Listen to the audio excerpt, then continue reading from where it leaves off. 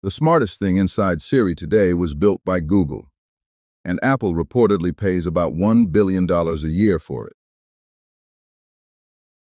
In January 2026, the two biggest rivals in tech published a joint statement. Gemini, Google's AI, now powers Apple's assistant. 2 years earlier, Apple stood on stage and promised the most personal AI ever made. It shipped almost none of it. There was a television ad so wrong they deleted it from the internet, and it ended in a false advertising lawsuit. An executive lost the most important project at Apple. A headset engineer inherited it, and the CEO announced he was leaving. None of these events are unconnected. They are one story, the story of how Apple lost the AI race in public. To understand it, you have to go back to June 2024 at Apple Park, 18 months after ChatGPT launched, with Apple still silent. What Apple announced that morning looked, for one day, like a comeback. It was actually the beginning of the collapse. June 10, 2024. Apple unveils Apple Intelligence, writing tools, image generation, and a completely reinvented Siri at the center of it. This new Siri would know your personal context, your messages, your mail, your calendar, and act on your screen in real time. That fall, the iPhone 16 launched with a marketing campaign built almost entirely on Apple Intelligence, features the phone did not have yet. In one ad, actor Bella Ramsey asks Siri the name of someone met months earlier, and Siri answers instantly from old calendar data. It was Sturbic. None of it worked on any iPhone you could actually buy. And inside Apple, engineers already knew the promise was in serious trouble. The problem was buried in Siri's architecture. Under the hood, Siri was not one assistant. It was two systems stitched together. An older engine handled timers and calls. A newer platform handled intelligence. Merging them produced bugs. Fixing one thing broke another. Led two choices: ship something broken or admit the truth. In March 2025, it finally chose, sort of. March 7, 2025. In a quiet statement, Apple admits the smarter Siri will take longer, a full year longer. There was no press event and no apology. Just a paragraph saying the features would now arrive in 2026. Within a day, the Bella Ramsey ad disappeared from YouTube. Apple was quietly deleting the evidence of its own promises. It was not quiet enough. Customers who bought iPhones for those features filed a false advertising lawsuit naming the pulled ads directly. Apple admitted the version 1 architecture would never reach the quality customers expected. The only fix? Rebuild Siri from scratch, end to end. Rebuilding the assistant at the center of every iPhone, iPad, and Mac is not an update. It is open-heart surgery. And while Apple operated on itself, the race ran on. ChatGPT, Gemini, and a wave of AI startups kept shipping.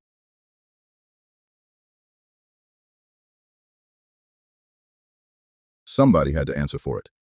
Just 2 weeks after the delay went public, the project was taken away from its leader. John Giannandrea was the executive Apple hired away from Google in 2018 to fix exactly this. He ran Apple's AI for 7 years. On March 20th, 2025, Tim Cook removed Siri from his control. Bloomberg reported Cook had lost confidence in his execution. His replacement was unexpected. Mike Rockwell, the engineer who built the Vision Pro headset, now reporting to software chief Craig. Through 2025, the rebuilt Siri slowly came together, targeting a spring 2026 release inside an iPhone software update. But a rebuilt engine still needs a brain.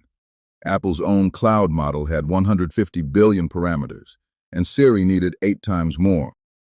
Closing that gap alone would take years Apple did not have. The alternative was, for Apple, almost unthinkable: ask for help. Until weighs on a human's around, there were only a few companies on Earth with a model that big. One of them was Apple's oldest modern rival. And so, quietly, Apple's leadership did the one thing decades of company culture said you never do. They called Google. January 12, 2026. A joint statement from both companies. Google's Gemini will now power Apple's AI features, including Siri. This was not off-the-shelf Gemini. Google built a custom model, 1.2 trillion parameters, 8 times anything in Apple's own cloud. The reported price around $1 billion every year. For Google, easy math, money, plus its AI inside its rival's ecosystem. For Apple, the problem was privacy. It had spent a decade telling customers their data never leaves the walled garden.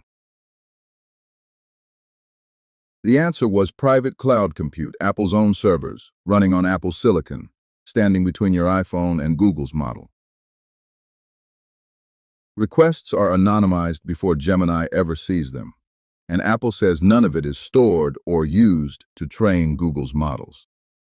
Strip away the diplomacy and the structure is remarkable. Google supplies the intelligence. Apple supplies the customers, the hardware, and the trust. There was only one thing left to do: show it to the world.